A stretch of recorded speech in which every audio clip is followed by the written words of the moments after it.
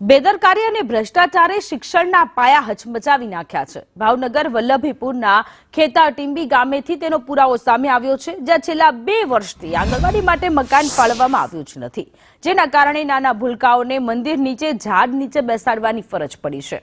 ગરમીમાં લોકો બહાર નીકળવાનું ટાળતા હોય છે, તેવામાં નાના બાળકો કે જેઓ ખુલ્લામાં બેસાડતા અનેક સવાલો થઈ રહ્યા છે। ગ્રામજનો દ્વારા અવારનવાર રજૂઆત કરવામાં આવી છે, તેમ છતાં તંત્ર આંખાડા કાન કરી રહ્યું છે, જેના કારણે ગ્રામજનોએ ગાંધી ચિંધ્યા માર્ગે આંદોલનની ચીમકી ઉચ્ચારી છે।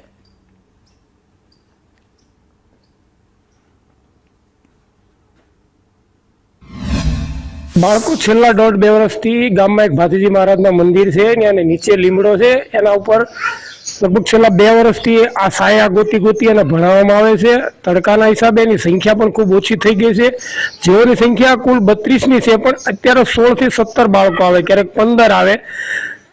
ત્યાં 33-34 ડિગ્રી ટેમ્પરેચરમાં તાપમાનમાં બેસી શકાય એવી શક્યતા નથી, એની હિસાબે સંખ્યા પણ ખૂબ ઓછા પ્રમાણમાં આવે છે અને છેલ્લા 2 વર્ષથી આ સ્થિતિમાં આંગણવાડીના બાળકો સાયા બેસવા માટે મજબૂર છે। એટલે એ બાળકોને કંઈક વ્યવસ્થા કરી દો તો એનું ભણતરે કંઈક બાળ બચ્ચાવાળા મોકલે તે, નહીંતર મોકલશે નહીં। પછી ભણાવવા તો છે અમારે, પણ ક્યાં બેહીને એ ભણાવે?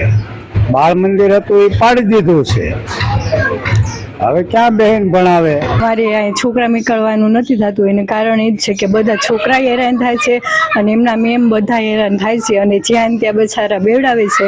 બાથરૂમ જવા માટે બધા માટે ક્યાં આગળ જાય તો પ્રશ્ન તો એમનું મન જાણતું હોય કે આ કઈ રીતના બેવડાવે છે।